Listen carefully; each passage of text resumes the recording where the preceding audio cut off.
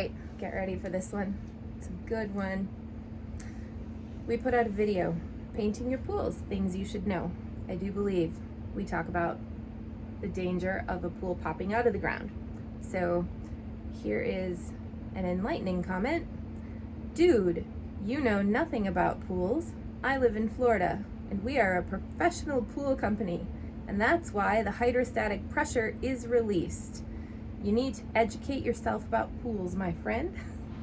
So what would your response be to the one size fits all and the hydrostatic pressure relief valve in the main drain? A is there, B is working properly. C hasn't had a plug put in it like some of the great pool guys have done in the past. So what would you say to someone that makes that comment? Well, I would make that comment that Florida is a very different environment, and here's why. Florida tends to be no more than 5 foot deep pools. They tend to be really small compared to anything built here, certainly. And one hydrostatic valve, if working properly in the bottom of a really small pool, absolutely no problem. You're absolutely right. However, when you take a pool that's anything bigger than a bathtub, meaning we're talking 20 feet by 40 feet, 800 square foot pool, and you put it in a wet environment and you have a hydrostatic valve in it, the hope is that as you drain it, that hydrostat pops open. So his comment that I lack education, oh no, I've drilled plenty of holes through pools to relieve pressure, that there wasn't enough pressure being relieved from a hydrostatic valve, especially if it's not a current customer that you don't even know if there is a hydrostat valve, or if somewhere along the way somebody didn't plug it, because mysteriously, that I've seen that many times, that people have, well, the hydrostat keeps getting stuck open or popping open, so they take it out and they throw a rubber plug in the bottom. That system now is gone. So professional or not, we've seen plenty of people do all kinds of stupid stuff, including a homeowner doing that. So you make an assumption that you're just going to go ahead and drain this pool is really a wrong decision to make, and hope that the hydrostat valve is going to be enough. In our case, when we leave a pool empty, I'm going to tell you, when you've got a bigger structure, not only do you have a hydrostat that you're hoping is open, but as that pool is emptied, especially if it's going to be emptied for any period of time, left empty, we drill holes through that shell as we go down to relieve hydrostatic pressure.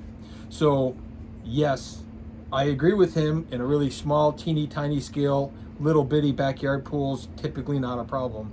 But we rarely service a pool that's 12 by 24 or 14 by 28. Rarely even something as small as 16 by 32, which on an average pool in Florida, that's a big pool. We're talking a whole lot of different scales. So you have to scale your mind up in terms of, is that going to be enough? Because here's the other thing. This is something we don't talk about. How was the pool built? How much gravel was put underneath? How many times have I seen over the years, you run out to a construction site and you'll see somebody threw a half a yard of gravel under the shallow end of the pool and a little bit under the main drain of the pool. That's not enough. In sand and coral environment, it might be enough, but I'm going to tell you here, where we're dealing with heavy clay, it's not enough. You shoot gunite directly against clay, and that seals it off from one end to the other. Now you might have gravel here and not over there. You need complete flow of water to be able to find its way down to the main drain. So there's a lot more to this than simply making a blanket statement that, bro, you don't know what you're talking about. Yeah, no, dude. Oh, dude. Although, dude, so say that I do have a gunite pool and I would like to drain it. Either I'm the homeowner or I'm a pool professional. How can I, before I start the job, verify that I have a hydrostat valve that will work like it should? Well, you can't. You really can't.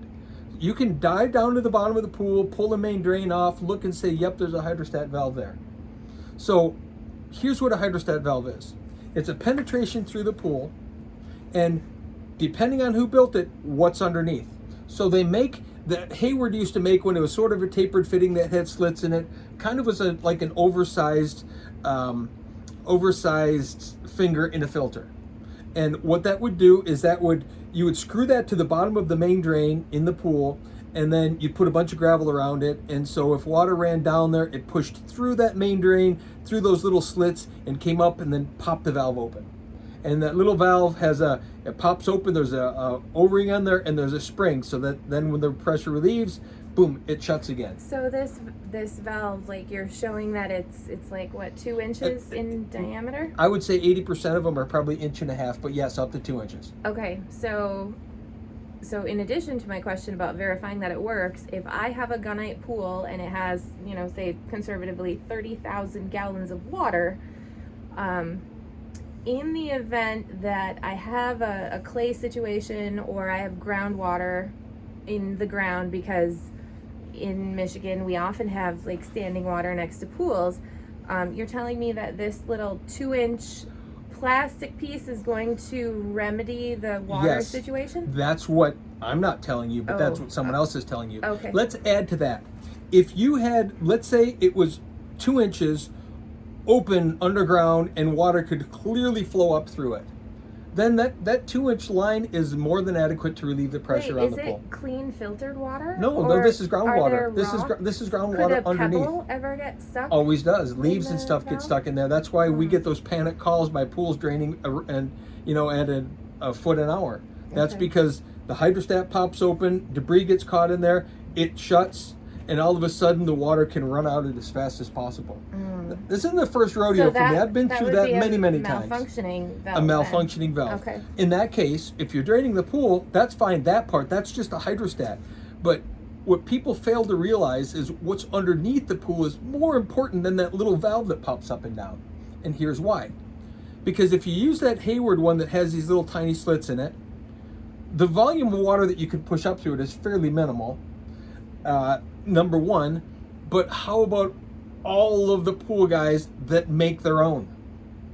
So the guys there, they got to get this started. They got to get the main drain in place. So a guy takes a piece of pipe and he uses a hacksaw and he cuts a bunch of slits in it and he shoves duct tape in the end of it and he glues that up in the bottom of his main drain and he shoves it down into the stone and he runs his plumbing to it and they start shooting all over the place. Wait, isn't this part inspected? This is not inspected. There is not a single hydrostat valve in the world that's ever inspected. So not only do you have a million possibilities of how someone did it, there's some right ways and there's some wrong ways, and I would bet that 50% of the time they're not done to an adequate level. So just by saying there's a hydrostat valve, there's no fail-safe that is going to work. Usually will it work? Yes. But the one time it doesn't, massive problems. Do you want that to be on your job, or would you rather to be someone else? So yes, you can control water. Yes, you could. We've seen people put full drainage systems underneath pools. We've seen every possible way of trying to control that water. But I'll tell you what, water built the Grand Canyon. Have you ever been to the Grand Canyon? Yeah. It's pretty magnificent and pretty incredible to think water did that. That was flat plain at one time, and now you have this massive erosion. Water pushing a pool out of ground, that's like child's play for water. It's not that big of a deal. It's a big deal when we're trying to pay for it or we're trying to fix it or we're trying to do something. But water has no claim to, oh, this is going to be expensive. I'm not going to do this to you. Yeah. And then you add all the human elements, all the times that people leave the pop hole in the bottom is too big or too small, or they don't plug that properly, or there's a million scenarios that we could talk about. And you never, ever, ever trust, ever, that hydrostat valve is enough. Okay. You hope it is. If you built a pool and you're confident, if this is a client base of yours, like for me, the pools that we've built and we've serviced for all the years, I'm pretty freaking confident what I can do with that pool. But the pool next door, or the one next door, or the one next door, or the 500 other pools in the neighborhood, I have no guarantee. And that's the same challenge with emptying a fiberglass pool. Is one of them is going to be certainly fine, and they're going to have put a sump down there that you could put a pump in it, and it's never going to run and it's going to stay dry. But the guy next door put a sump in, but his is water all the time. You empty that pool, you run the risk of it popping. Well, also, if that valve gets stuck open even a little bit for a trickle, and they have an autofill on, like we had one customer, the calcium on the underside of the valve clearly showed that it had been leaking for quite some time. Water had been running through that. Like, do the manufacturers guarantee that these will work? So here's the funny thing. There's no guarantee on any of that. Yeah. But if you look at a hydrostat valve, it is 17 cents worth of plastic, a 3-cent spring, and a 5-cent O-ring, put together, sold in a little bag for $7. You're counting on that $7 piece to take care of your many $100,000 potential pool. Yet, And yet that's what we do. Dude, I am. that's what we do. Yeah. And so, and that's half the equation. The other equation is how the be underneath that. You know how many times I pulled a hydrostatic valve and found leaves and gunk in there? Why would there ever be leaves down there? That's supposed to be virgin ground underneath with stone and there's sticks that come out of them and all kinds of stuff.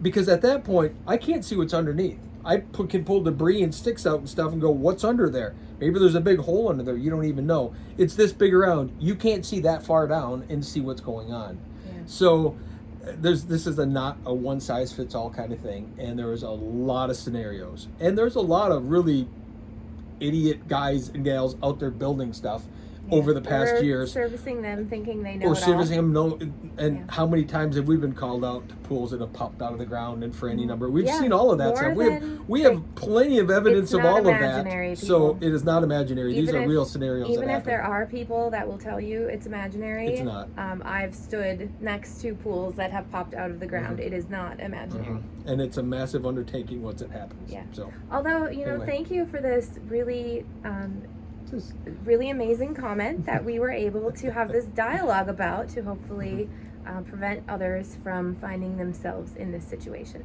yeah, don't make assumptions. There we go.